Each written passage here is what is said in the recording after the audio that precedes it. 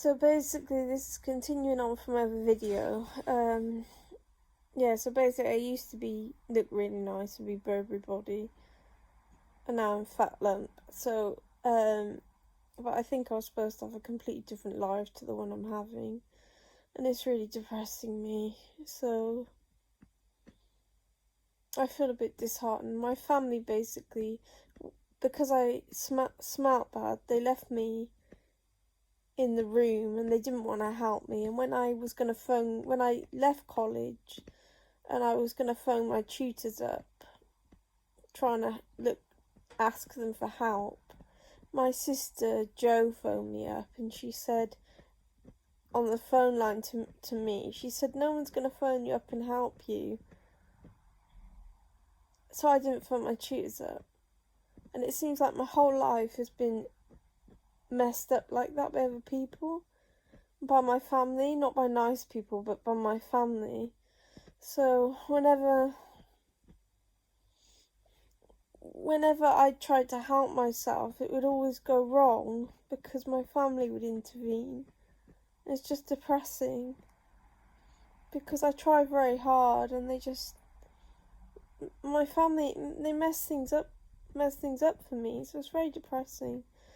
But when I was very much thinner, when I was like 21, when I was very beautiful, I used to wear nice clothes and be interested in clothes and stuff, and I was just so happy to look like that and to have a talent, to be a talented artist and to look like that. It was like being a god. Honestly, it was like being a god, and it was like I could feel I didn't go out very much, but I could feel people's eyes on me, and I knew I was very attractive.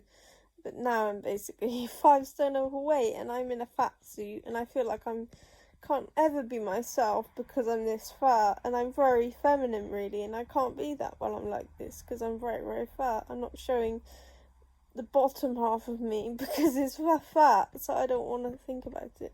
But it's just depressing to think that I had so much potential and it's just gone in a way, because I had to leave college because I had a bad smell,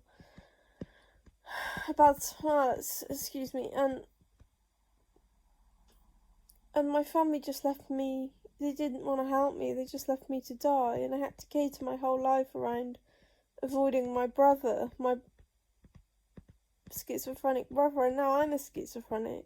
I'm a paranoid schizophrenic, but I've come out the other end. I think I'm one of the best recovered schizophrenics in history, but at the time, my brother was so fucking awful to me. It was horrible. But I don't feel I have schizophrenia that much anymore, but when he had it at its height, he was completely, because I was a very attractive woman, he was very horrible to me, my brother. He used to get through a crate of 24 Carlsberg cans or bottles every 2 days. I think it was 2 days or 4 days. I think it was 2 days actually. I don't know how that's possible, but and then he would smoke skunks, strong cannabis, so he'd be very scary and very threatening to me, and I had to avoid Colin every day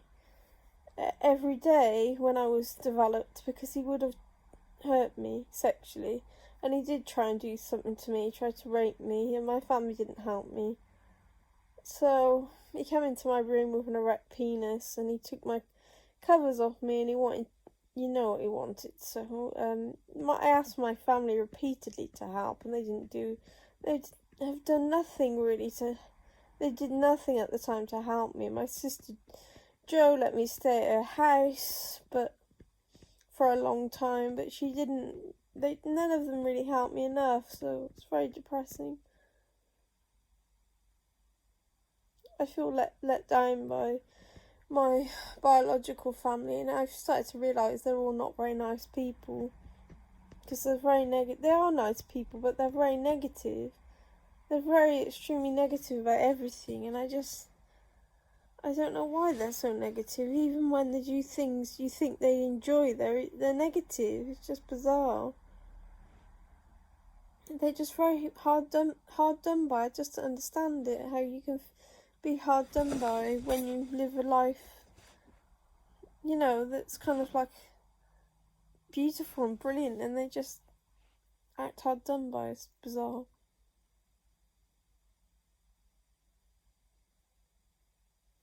And I like recording these videos because they help me, but it's depressing. I was supposed to have a completely different life to this, and it's just gone so wrong. It just makes me so upset. When I had to leave college because of my smell, I basically left my dreams of going to university. So, and then I was forced to stay in a room because I didn't have anywhere else to go. And the day I left college, I wanted to jump in front of a train. So I decided I had to leave at that point because I was going to jump in front of a train, a slow moving train. So I didn't have much hope. I grew into a very, very beautiful woman, and there are remnants of, not necessarily how I smell, but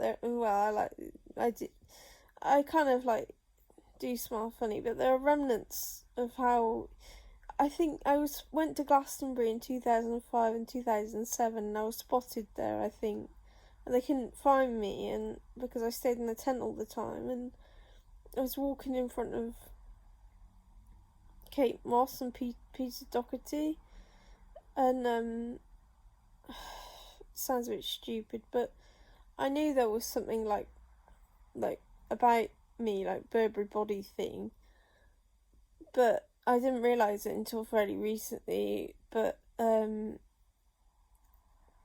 gutted that I don't look like that, but I am trying to go to the gym, but I did go to the gym for about 3 weeks. 3 weeks in one go, but basically I'm not really, I